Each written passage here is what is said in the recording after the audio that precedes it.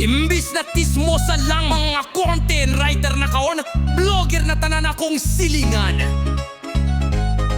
Karong panahon na, ang silingan nga tismosa. Wala na sa tindahan, nasa blogspot. DJ Seahorse DIY sa mga silingang mas updated pa sa news. Bago lang to nagpalit og laptop, pagkahuman vlogger na dayon nag-review o sapatos sa TikTok shop. Si Aling Baby wala na sa tabo-tabo, nagpost na o blog title, Why My Kapitbahay's Dog Barks at 3 AM, a spiritual analysis. Wow bro! Si Manang Lord na dating tambay sa kanto, karong 10 signs na may secret. Si Maring Inday, gi-keyboard o todo ang mga title. Clickbait! Nabuntis sa lingin-lingin lang, basahin mo to bago ka ma-shock. Wait, what? Blogger na tanan na kong silingan, one na ilaban ay puro na draft to publish na plan. Blogger na tanan na kong silingan, bisa ng utang ni Dodong na entry na. Budgeting tips for toxic borrowers man. Sa tindahan wala na, kayang mga silingan nagkuha na og selfie para blog entry, may caption pa, Today I saw my rates buying suka. Pero ang blog title, How to Handle Betrayal in the Wet Market, a personal story sa Tanduay Tara. Si Mang Carding may blog na rin, bakit ang tricycle ko ay mas fightful kaysa sa ex ko. Legit title, To Boss Promise Di Pain, Pati Birthday sa Pusa. Review reflections on feline aging, 1 reads 3 shares dupan ang nagpa-blessing sa misa.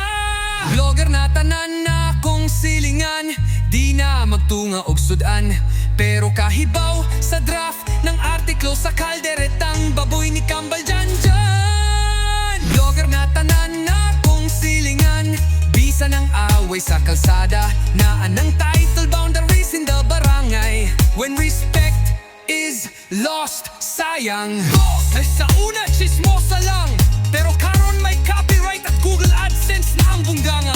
DJ Seahorse DIY sa mga silingang mas updated pa sa feed mo. Update to!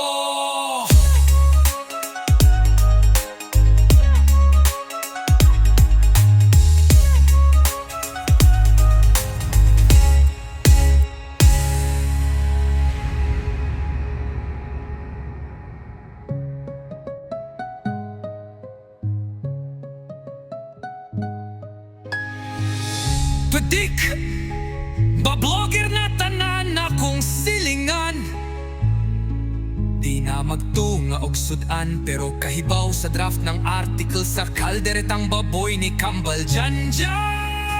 Blogger na tanan na kong silingan, bisa ng away sa kalsada, na ng title, Boundaries in the Barangay. When respect is lost, sayang. Sa una chismosa lang, pero karon may copyright at Google AdSense na ang bungganga. DJ Seahorse DIY sa mga silingang mas updated pa sa feed mo.